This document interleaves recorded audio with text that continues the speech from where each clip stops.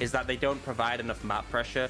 Bard does, though. He's a champion that provides a lot of map pressure, similar to picks like, you know, your Leona, your Nautilus. But also, it's a really hard lane for a Braum because you're just going to get harassed from this support and how much he moves around the map. He is even threatening to go for this play mid lane, already getting the kick from Zika onto Forge. He's still on it away, trying to be able to escape, but they got the Sonic Wave to be able to get the kick back from Forge. But he is going the wrong way. He needs to be able to get back to his teammates who are way too far away. You could see Betty, Chocho, they're not even trying to see if they can pass towards him. Instead, it's all about Zika getting that kill onto Forge. He's trying to heal up, but he doesn't have the heal. He doesn't have the damage, and it's going to be first blood for Zika.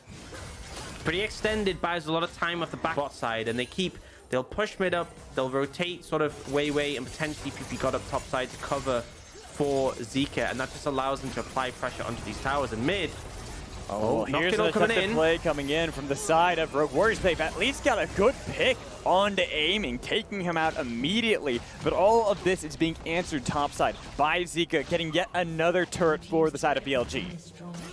Yeah, good play from Rogue Warriors, though, I will say. They have got the second Howl to throw down here and threaten this mid tower. This was disrespect from BLG. I was just singing the phrases, the fact that they push mid up and lean, but instead you could see aiming and PP God were actually trying to take the tower. It's not the play there. You know, just going to leave top tower, the top side alone and push, put a lot of pressure down the bot lane. But yeah, this is a potential Baron going down. Yeah, they're so far away. Only Zika, PP God are going to be nearly close enough to try to see if they can contest. They're calling in way, but it's getting burned down. They can finish this, but I don't think they're going to be confident enough to do so. Yeah, Weiwei's getting a bit too close. Oh, there he is. And you can see the damage is stopping now. Yeah, they're slowing down. I think this is where it gets risky. Yeah, it's down to 50%. Here's the TP in behind with the Paranoia, but it's not in time to be able to cancel Biu. Trying to see if ZZ can get on the jump on it to aiming. He gets kicked away. There's a little bit of damage, but here comes Akali. Here's a true shot barrage, and now Biu is in the thick of it all with the Moonfall doing nothing to be able to stop the double kill coming in from the top laner. Betty's going to be able to get some retribution, but everyone else is dying on Rogue Warriors, trying to be able to kite back. They can't because PP God, he is the one who kites everyone. Only Xiao Hao alive, getting chased down. Zika wants that ace, wants to make sure to clean up Rogue Warriors one more time and then get the Baron.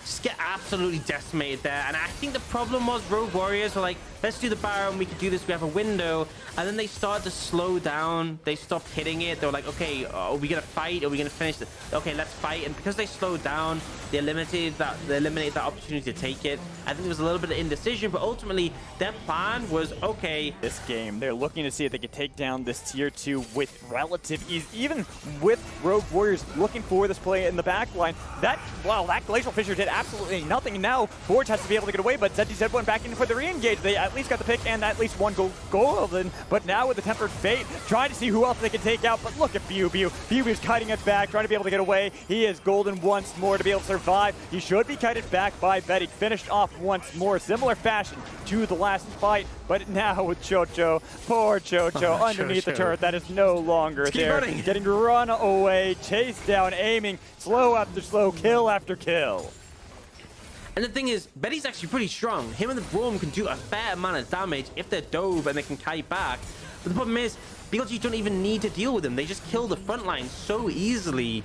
It feels like, you know, there's different win conditions from this Rogue Warrior squad. You have Betty and Chocho who want to kite back and just Baron started. They are going to blue trinket, but then BLG can just back off. Zika's taking basically no damage here, but look for a fight. That's what they can do. Here's the Tempered Fate. Not going to be able to connect to anybody, but it's going to get Chocho to be able to go golden now. He is so low. All they need to do is be able to jump in, re-engage with Biu. Huge Moonfall. They try to get on top of Betty, but he's going to be able to get the Moonlight Vigil to get a lot of damage back, but they still lose Xiao Hao. Trying to get the fight back. Betty takes a lot from the True Shot Barrage. He's kiting back. He's alive, but finally he's slowed down, killed off by aiming, and he will take down the Nightmare. BLG can march into the base and claim Game 1. A convincing game, and the ending is just as convincing. Betty trying to do what he can, gets a big amount of AoE damage, but it's just not enough. BLG able to clean up, able to close this one out, and it's just by the book, in all honesty, throughout. Very little mistakes from this team, and they didn't even make it look close. One, inhibitor. Oh, inhibitor did not respawn in time. I was trying to see if it would delay the game a little bit longer, but it did not. BLG claim Game 1 in such a dominating fashion. Better than the last one. I think bot lane is going to be aggressive. I think you can challenge. Obviously, A little bit concerned about the fact there's a Leona into Rakan, but as long as Betty's on form, should be pretty. Hey, do you actually see Xiao invading here? This is very risky because you don't have bot lane priority. I'll take it. I'll take this fight. But he's got to be careful. The blue buff was actually focused onto him as well. He might have to smite it.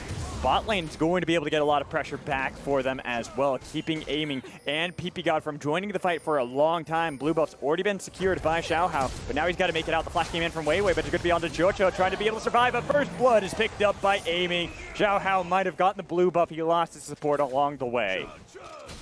Yeah, and it's a good play, but oh, they're looking for more here. I think you go for it. Nice. So there was good things in some regard, but not in other regards. We God. No, and they're looking for the play, trying to see if they can get that grand entrance to Gaon to PP God. They're going to be able to get the knock with that as well. The Rand stacking up with the Ignite as well. All they need to do is be able to pull that for Betty, but the heal is enough. There it is, the undertow to pick up the kill for Xiao. TP behind. You're going to have the fight continue. BLIBILI wants to make sure, but here's going to be the answer coming in from Forge, scaring away BLIBILI, scaring away aiming. So they're not going to be looking for the fight. It's going to be a huge punch, though, onto Jojo, getting a little bit of damage to force the flash out of the top lane for BILIBILI. Yeah, and you can see, because BLG had priority there, he's the one who can TP. And yeah, so they get the reset for Betty, Jojo just roams up, and now BLG looking to contest. Rogue Warriors should feel confident here, though. I believe in them.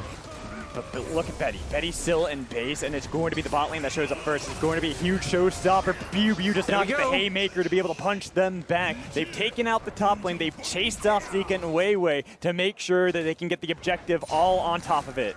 A window to approach this. All 5 members of both squads are near this pit. They could look to have PP God with the Solar Flare look for the engaged BLG on the flank as well, but they're a little too late on the charge. They're not going to be able to get anything as PP God takes a good chunk of his health on the back foot, trying to be able to disengage, but now they are the ones getting run down. Jojo was able to get a double knock-up, but they don't have the damage just yet. It's only PP God who has absorbed all this damage for BLG, and they had the re-engage. Here it is. BLG into the back line, looking to see if he can get the face breaker. There's going to be the haymaker shield as well, and they're bursting down Rogue Warriors. Aiming does all this damage, and he has been left alone. Same with Zika. He's looking for the quadra kill, but it's going to be a full house instead for BILIBILI. Full of the area. This is what you need if you're setting up for objectives as Rogue Warriors. You want to be there first, so BLG has to push into you, and now play the kite back, play the peel game. But it is going to be a fight regardless. You can see Jojo was able to get the quickness and now drawn back in with Face Call. It's so close, and it's going to be a secure for the side of Weiwei with the fight once again. Look at Zika. He is insane on this Akali. He is able to get so many kills. Xiao tries to heal up, but he doesn't have the Lulu that time around, and he is easily executed. Only the top and mid survive for Rogue Warriors. Shelly doesn't even get the turret mid. But if Xiao finishes his recall, it's so doomed. It is so doomed. You can see he canceled it, but it's already down to 50%. And you talk about being able to kite back. Rogue Warriors not going to be able to kite back away from the Baron when they have to play into the hands of BILIBILI. And look at this. They're able to force them off easily and take it without any fight. Hustle a bit more than he bargained for. I think he wants to be able to get that cannon minion. That's the big thing. Yeah, it's doing so much damage. This tower's already so low, and they're looking for the fight.